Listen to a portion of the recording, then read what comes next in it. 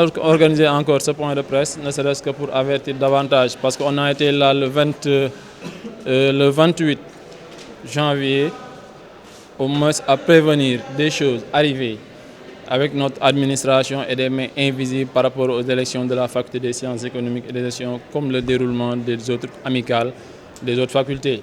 On a été là le 28 à dire que les mains invisibles qui doivent se mêler du renouvellement du processus de nos amicales doivent quitter. Nous souhaitons quand même que la main de personne ne soit là. C'est pourquoi, après avoir fait ces avertissements avec le ministère de l'Enseignement supérieur, du rectorat et même du maire national, donc on a jugé nécessaire quand même, après publication du 28 et du 29, report des élections. Je pense que c'est l'administration qui a fauté à ce niveau, cause pour laquelle on a annulé ces élections-là. Le 29 et le 30, il y a un point de la charte que nous avions adopté et qui disait qu'il y avait des non-ayants droit qui ne devaient pas voter, qui parvenaient à voter défaillance d'un système qu'avait envoyé la faculté des sciences économiques et des gestions en collaboration avec Campus N, qui arrivait à voter et que ceci n'était pas du tout souhaité. Nous n'avions pas un commun accord par rapport à cela.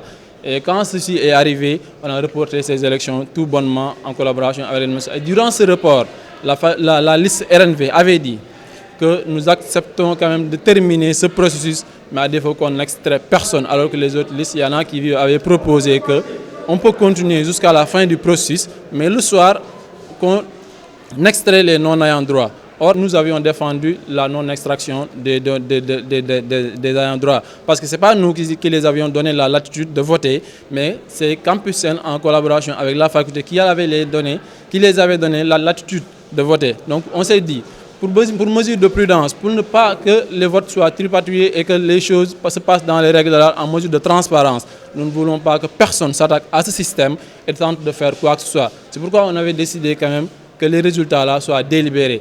À défaut de ça, on a reporté, on a accepté, même si on était fatigué énergétiquement, financièrement et tout, on a accepté quand même d'aller sur des échéances encore une fois programmées pour le 12 et le 13 février. Sur ces échéances-là, on a constaté que la plateforme admettait encore des problèmes. La plateforme a bugué le deuxième jour pendant 1 heure de temps, 30 minutes.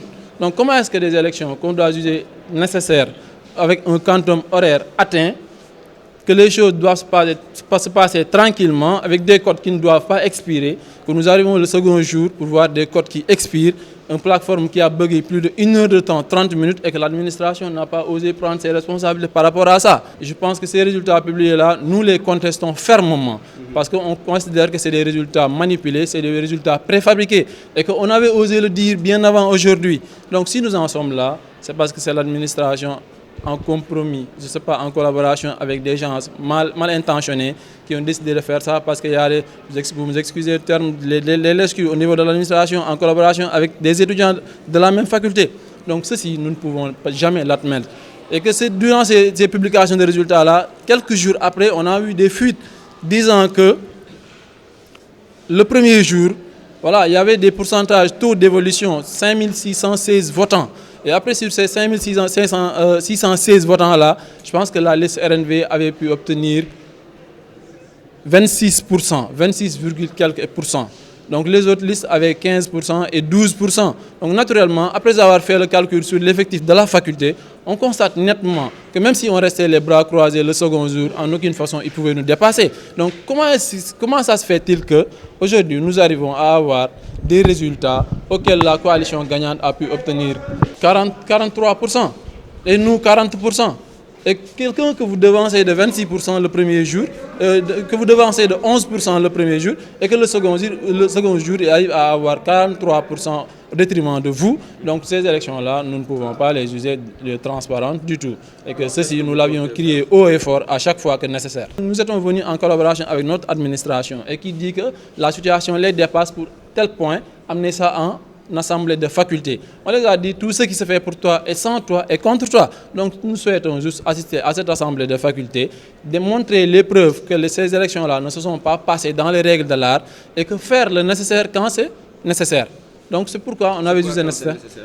Voilà, vous savez, à l'assemblée de faculté, des prises de parole sont nécessaires. Donc naturellement, on peut vous donner la parole pour argumenter un peu votre processus, le pourquoi vous contestez ces résultats, pourquoi vous dites que ces résultats ne sont pas du tout fiables. Et quand il le faudra, je pense qu'on sera là, ne serait-ce que pour se prononcer là-dessus et de dire, voilà la situation qui nous pousse à dire à tel point que ces résultats-là, on ne peut pas les accepter parce que c'est des résultats manipulés. Et ces manipulations-là, c'est depuis le haut, du ministère jusqu'à ici.